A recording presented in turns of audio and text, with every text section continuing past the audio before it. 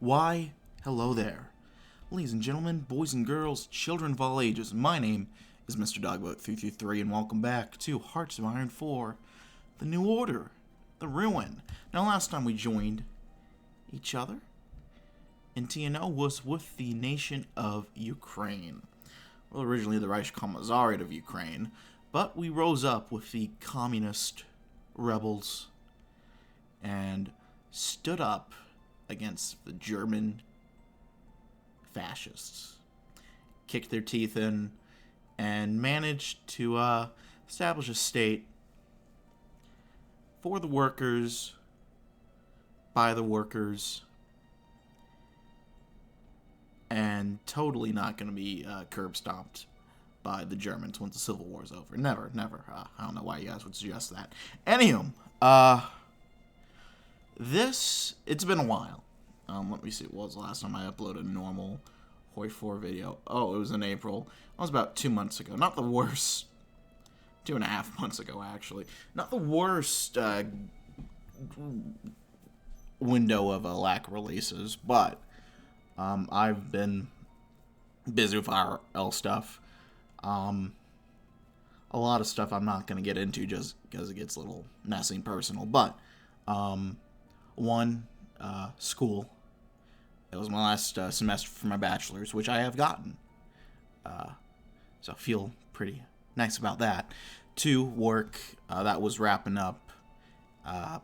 That combined with school made me have to, I had to kind of decide, I had to prioritize some things over other things. And ultimately, YouTube kind of had to fall to the backload. I had a couple things I was planning out too. It was going to be cool.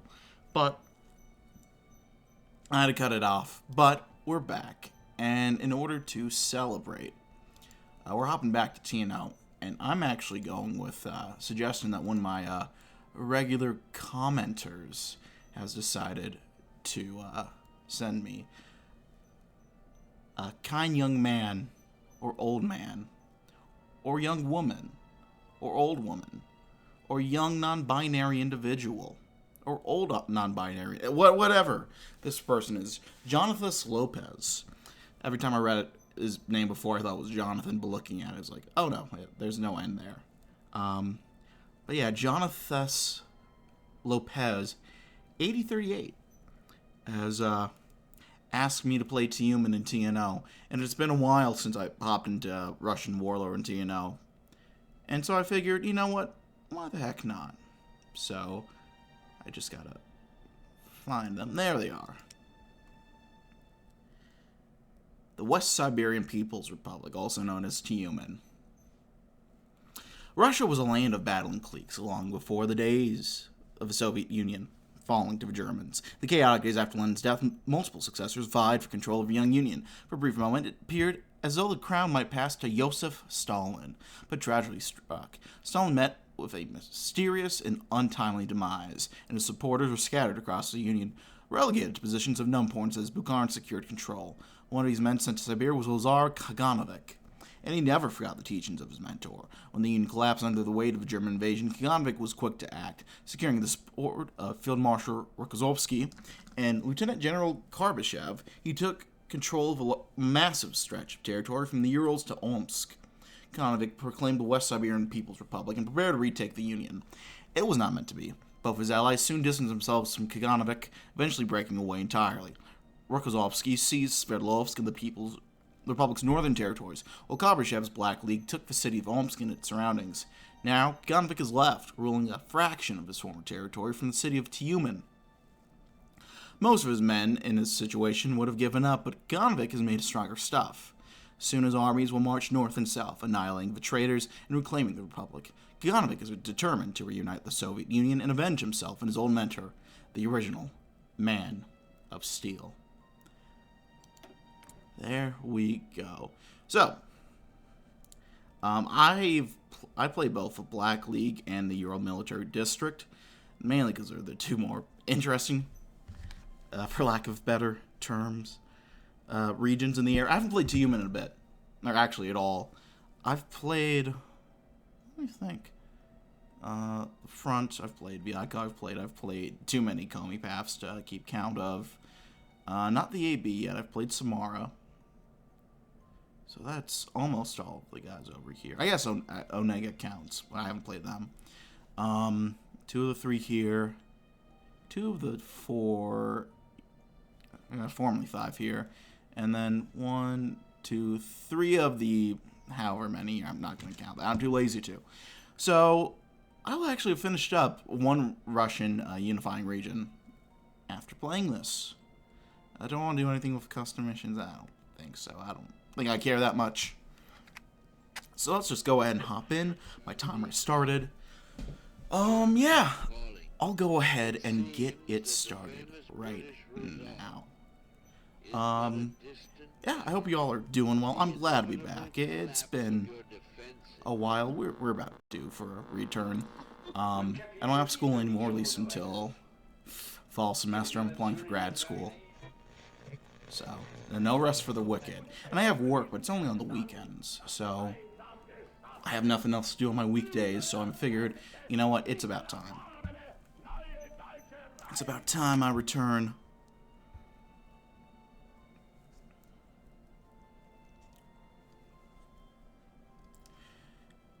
And if the game would just load in, I can go ahead and return in glorious fashion.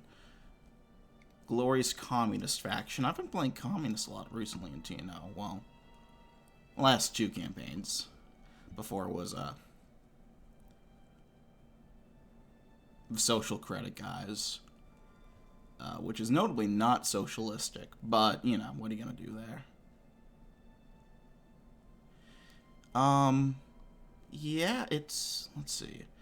Oh, God, I kind of left that Germany series stranded. Well, the game ended up updating, and so that kind of corrupted the save, so I'd have to go all the way back. If you want me to go back and replay Kaiserreich Germany, I probably will. I maybe will. Leave in comments and I'll gauge the response. Anyway, let's go ahead and check out all of this. The fall. When Nikolai Bukharin ascended to the seat of chairman in the old Union, he set about curtailing the influence of radical politicians. It was during the turbulent 1940s that Lazar Kaganovic was reassigned to the Urals, an isolated post coveted by none. When the Soviet Union was destroyed by the fascist invader, the true adherents of communism fled to Western Siberia, where Comrade Kaganovic had organized the West Siberian People's Republic. However, years of backstabbing and political indecisiveness have taken their toll, culminating in the collapse of the Republic into multiple splinter states. The rejection, led by Lazar Kaganovic and Nikita Khrushchev, the leaders of Tumen do not adhere to orthodox communism. The failures of Bukharin's regime have taught them that the only effective forces in this world are those of iron and blood. Marshal Ivan Konev commands a respectable infantry and armored corps supplemented by Tumen's well-trained militias. However, the Republic's greatest strength may lie in its goal of total industrialization through the so-called 5-year plans, a radical and potentially hazardous alternative to the NEP. So we have the Earth. The city of Tyumen stands alone against the ultranationalists in Omsk and the treacherous Third Army in Sverdlovsk. However, in the darkest halls of the underground, a grand plot is brewing, one that may yet see the Union recover from 4 decades of humiliation. Far beneath the Earth, an army bides its time, 1 million soldiers, workers, opponents. Revealed regime. Finally, the battle is only a matter of time until the mortal battle for Russia begins, and while the petty warlords hide from terror bombings, Tumen gears for war. Its people have an iron will. They are well aware of their predicament. They rather reanimate the Soviet Union, crush the rebels that infest the motherland, undo Bukharin's fatal mistakes, or die trying. Onwards. So, when was the last time I played in Russia? I gotta check that. At least in TNO. When I played Ukraine, haha. That wasn't funny or serious. It's probably been it looks like it's been a long time. Have I played post-up? Well, I haven't played post-update at all when they had the Ukraine stuff. The last time I probably played was after one of those updates dropped. Very descriptive, I know. No, it wasn't after the Guangdong update. Jesus Christ, I'm going back. It's been at least almost a year. Okay, yeah, it was the start of last year. I was doing Buryatia and more at the same time. Both the wholesome one and the very, very unwholesome one at the same time. We love that. You know who we also love? Joseph Stalin. And this man is his closest heir, Lazar Kaganovich. Many thought that when Bukharin's Soviet Union collapsed, it would be almost impossible for one of his arch enemies to gain so much power as to become one of the most powerful leaders in Russia. However, Lazar Moiseyevich Kaganovich would prove them wrong. An ardent supporter of Joseph Stalin, he opposed Bukharin's policies and was sent to Western Siberia in what would normally be an irrelevant position. When he found himself far from the front lines of the war, though, he would accumulate power enough to form one of the largest nations in Russia before the West Russian War. The loyalty of Field Marshal Konstantin Rokossovsky and Lieutenant General Dmitry Karbyshev, as well as the support of the 3rd and 10th Armies, Lazar Kaganovich would declare the formation of the Western Siberian People's Republic, which would stretch from the Urals to the city of Omsk. Unfortunately for him, the Republic was not meant to last for long. The combination of the intense Luftwaffe bombings and his 2 former allies distancing themselves from him would eventually lead to its collapse. And in the place of the short-lived nation born from the ashes of the USSR, Rokossovsky's army would gather in the west, and Karbyshev's Black League would gather in the east. Kaganovich had no choice but to retreat to the city of Tumen and exercise his control over the remnants of western Siberia. Now, Kaganovich has to lead a rump state, a relic of these times of Russia in the interbellum. Through these turbulent times, he may be surrounded by enemies from both within and without his fiefdom, but his revolutionary will remains unbreakable. And a hardline old Bolshevik, Kaganovich will not stray from any means to eliminate the enemies of the state and embody the all-embracing proletariat state, as the great teacher Lenin and his greatest disciple, Comrade Stalin, envisioned it since the glorious days of the Red October. Well, there we go. Political policies. Not the best. What we're doing is we're generally doing pretty well, though, so we'll get all the bonuses and penalties that come with that. What else do we got? Military policies, not good. Social policies. We got the women in the workplace, that's nice. Assorted laws. Minorities have rights, at least. Sexual minorities are outlawed. Makes sense for Stalinist Russia. And our poverty rate is certainly not very nice. What are you going to do there? So we have 5 national spirits. Let's go ahead and start with the classic issue in West Russia and West Siberia, Luftwaffe terror bombings. All of that is dog shit. Holy shit. I almost forgot how bad it was. With depressing regularity, Luftwaffe bombers from the airfields of the Reichskommissariat Moscovian fly over the warlord states of Western Russia, bombing nearly everything they can see and severely affecting nearly every aspect of Russian life as a result. The only salvation comes in the form of the free aviators, who strive to intercept them at every opportunity. If not for them, the situation in Russia will be far more dire. Shout out the free aviators. Next up, revisionist remnants. We may be reduced to a state status of the petty remnant state in West Siberia, but we will not let this be the last gasp of the cause of Lenin. To this end, we may be forced to deviate from Leninist orthodoxy, but General Secretary Kaganovich has just what it takes. His new doctrine will take us from this ruined state to successful conclusion of the revolution. Finally, unorthodox Bolshevism. This is okay. This is notably less okay. It is clear that for all that blindly holding on to the idea of Lenin and the Bolsheviks will bring us no future in this changing world. As respectful of the old Bolsheviks were, we'll have to deviate from their ideals for our own good. Next, we have the Ural Automotive Plant. It gives us some nice bonuses. The Ural Automotive Plant is one of the largest factory complexes in central Siberia, turning out vehicles, civilian and military, by the tens of thousands. Control of the plant will allow the state to produce trucks and light armored vehicles, the lifeblood of modern warfare, in enormous quantity. Finally, we have Lenin's Mausoleum. The father of revolution, Vladimir Ilyich Lenin was preserved by his successors upon his death, so that all may remember who liberated us from the tyranny of bourgeois rule. During Barbarossa was evacuated from his resting place, now rests in our respectful stewardship. Possession of his remains lends a certain legitimacy to our government in the eyes of the people. Well, there we go. We got a couple heads of government. Should I read this now? I'll read it this episode. Why not? Well, there's not much to read, apparently. First, we have Nikita Khrushchev. He just gives us political power. That's nice. Vyacheslav Molotov. I also know that guy. His foreign policy didn't exactly work out that well with the Soviet Union in our timeline. I forget if the Molotov-Ribbentrop Pact happened in TNO time. I don't know if it did. Next, we have Mikhail Kaganovich. Not very much to say about these gentlemen, apparently, but they at least give us some good stuff. And then finally, Ivan Konev. Very straightforward Marxist-Leninist. So let's go ahead and understand what this is. Joseph Vissarionovich Stalin was one of many contenders to succeed Lenin as leader of the Soviet Union. While agreeing with Bukharin on the principle of socialism in the country, he rejected the market-driven development of the new economic policy. Instead, he believed that the state should exercise total control of the economy to spur on rapid development of industrial and agricultural production. Private enterprise could never be trusted to develop a fully social state, and therefore all industry and agriculture ought to be collectivized and directed by the Communist Party.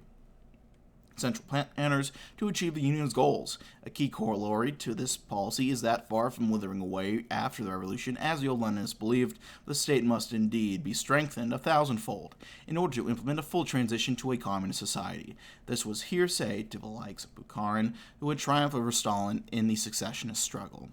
Yet, perhaps surprisingly, Stalin gradually returned to prominence, first in the flesh when he played a critical role in the last years of USSR, and then with his ideas. His rump government may have proven no more successful than Bukharin's, but its state-oriented and exportable doctrines have allowed its grasp to spread around the world, even eclipsing Bukharinite Bolshevism in certain areas. Just as the Soviet Union felt internal strife, its very ideology is now split in twain and defined by mutual disdain. Leftists infighting? What? Anyhow. Well, this is what we got off the bat.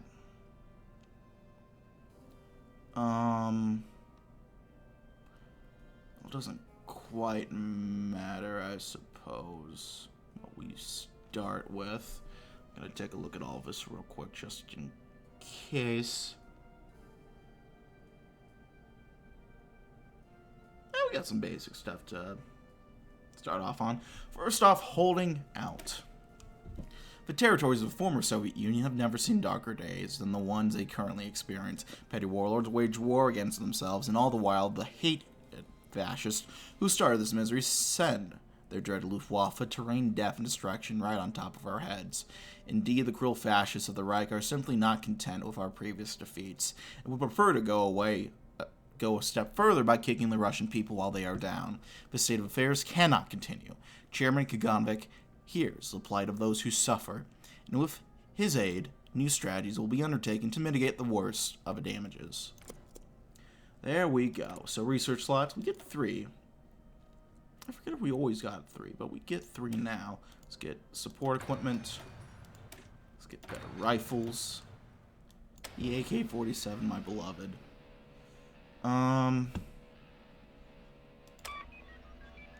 Let's get better computers. Computing machines. We start off with 5 units. That's not terrible. It's nothing too crazy, but we'll take it. Field Marshal will go with Ivan Konev. And generals will do... We'll go with Ivan over here.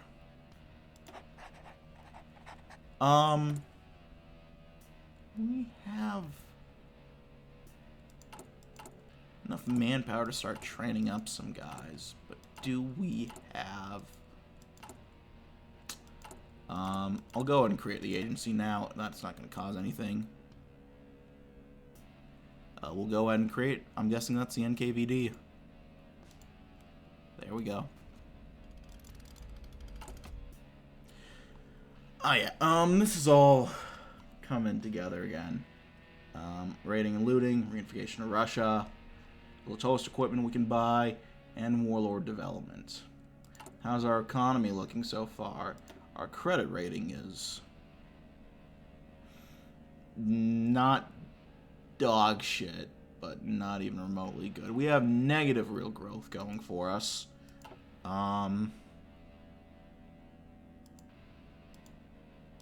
Fresh off the presses.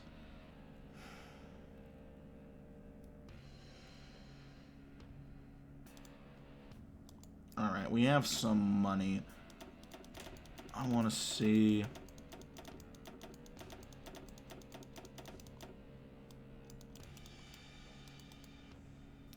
Science won't matter too much. I want to see if we can't deficit spend our way into some growth. We can't quite, but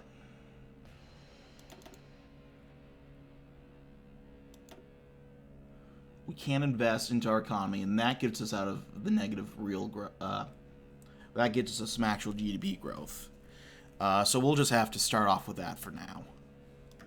Production units. It says we can allocate more, but I don't believe it. It's going to update and tell us otherwise. Economy, well, okay. We got a planned economy. Planned economy, or command economy, is an economic system in which the entirety of economic output and growth is planned in advance to account for the needs of the population and of the country as a whole. Such a planification can be either centralized or decentralized, and can be decided by either a decade council of experts or by people in a participatory manner. It looks very much centralized. Or centralized. So... I mean, we'll take it as it is right now, and then I'll go back to default map mode. What are we worried about? We can't raid anyone quite yet, which is good, methinks. We got some free civilian factories. We have no hospitals. How's our infrastructure? It's okay in some areas. Not everywhere, but in some areas it's alright. Start with some hospitals. Yeah. Do you have anything trending up? Research facilities we do. Healthcare we do. Very slightly, but we do. Admin, no. Industrial expertise, yes. Military professionalism, yes, as well. Alright, well, here's the rating we can begin on, if we so choose to. Let's start getting,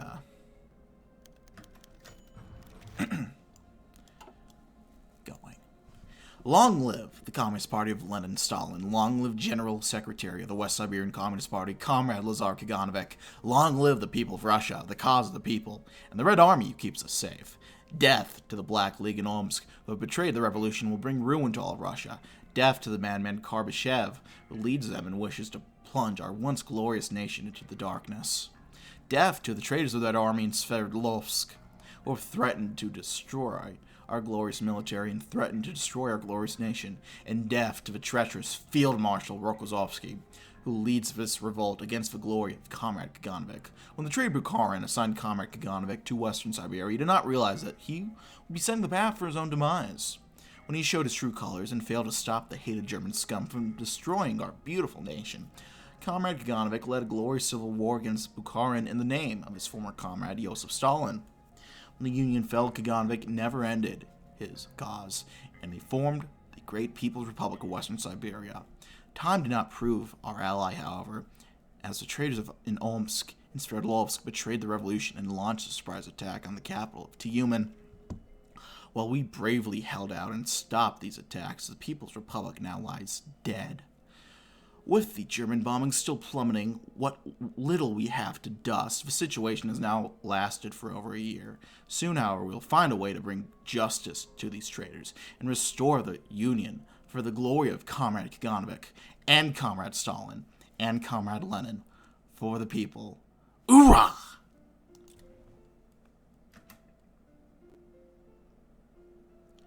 So we're just getting, the national focus is actually not giving the same political power. That's interesting. I'm going to take a sip of water real quick. The General Secretary sat alone in his office, glass in hand, remembering days, now decades past. Before the war, before the fascists, before the Union even. Back when they were the representatives of the workers and peasants of Russia, laboring again under the oppressive gaze of a czar. Then, just as now, victory was not certain, but the struggle wasn't tainted with false victories, missed opportunities, and betrayal. They were a spear racing towards the heart of reaction. And their minds ever turned towards a glorious future that awaited them. Kaganovich raised his glass to his lips and drank the vodka within, toasting to the many comrades he would never see again. How youthful the revolution appeared in those days, how vibrant the red banners and stars, how tragic the decline that followed. With Stalin's death, Russia was upon the path to destruction. There was nothing he could do, though. His removal of that godforsaken post in Siberia ended any chance of engineering Bukharin's fall from power. He was stuck there, forced to watch as Barbarossa proved his every prediction true. The Germans smashing through an unprepared military and grinding the Russian people into the dirt. He slammed the cup back into the table harder than he meant to, his own aggression surprising him. Even then, that wasn't the end. Gorbachev and Rokossovsky, those traitorous bastards, just had to twist the knife. Yet it was never over. Russia lay shattered, its people divided amongst various ideologies and systems, all aiming for the same goal. It was an opportunity. The people would come to see the future which Bukharin had robbed them, and would be free from Kaganovich's hand, that they found the prosperity and freedom they deserved. But it would be by that same hand, reaction would be crushed. There would be no place for fascists and their servants in the fifth column here. Kaganovich was resolute, nothing that would be permitted to endanger socialism in the proletarian state. He had learned much over the years, and one lesson stood above all others. Trust is a weapon of the fascist.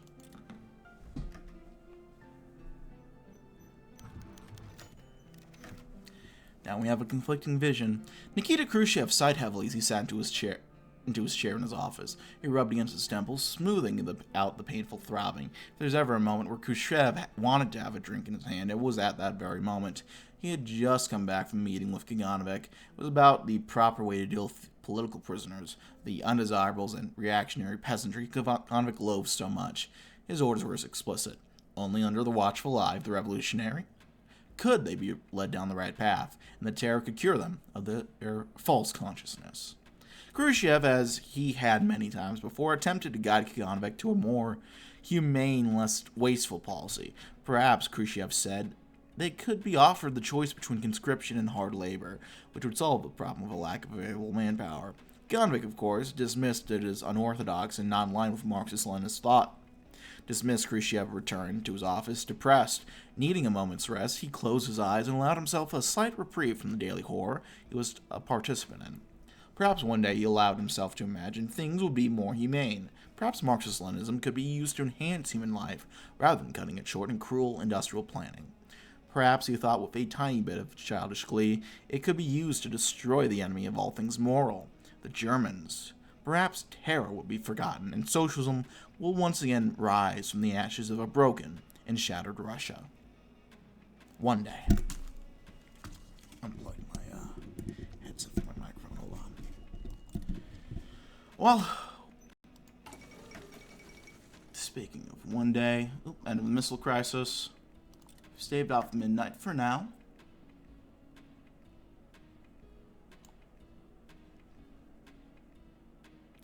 We'll go ahead and start scavenging for loot. Ooh.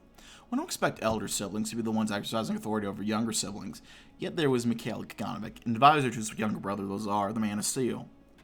Silently at his supervisor, while Lazar was rifling through documents as if he didn't pay any attention to his elder brother. Mikhail went on to remind him of his presence with a slight cough. Lazar didn't seem to notice. Lazar, Mikhail said before being cut off. General Secretary, when we're working. The elder brother grinded his teeth slightly, visibly annoyed.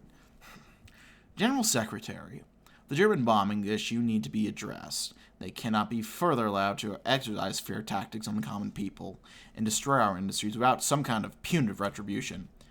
I'm pleading, begging you, that we start taking swift action against the fascist threat. The General Secretary kept looking at the documents laid before him, vaguely waving his brother away. Yes, yes, if you say so. Lazar said, a slight brow betraying what seemed to be a feeling of hopelessness. The elder brother let a barely audible sigh. His hope of ever being taken seriously by his younger brother squashed ever so slightly, its embers just diminishing every day. Family matters. And the truth of the matter was God's plan to prove Yelf a liar.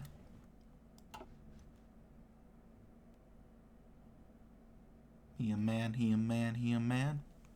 He a man, he a man, he a freaky ass. I can't continue it from there. Anyway, I gotta go ahead and end it here. Just one of the many reasons I cannot continue that song. But thank you as always for watching, my friends. If you like this video, leave a like. If not, feel free to dislike. If you have any comments or feedback, go ahead and leave in the comment section below. I read all the comments I get. I appreciate any feedback you might have for me. Especially if you have suggestions for series, because evidently I'm taking them. I doubt I'll get to it as quickly as this one, this last suggestion. But hey, you never know. Anyway, this is really about it. All I have to say for this video. Hit the sub button, notification bell, check out my various links in the description box below. And that's really about it for now. I thank you all for watching, my friends. My name has been Mr. Dogbot333, and I'll see you all next time. Bye-bye now.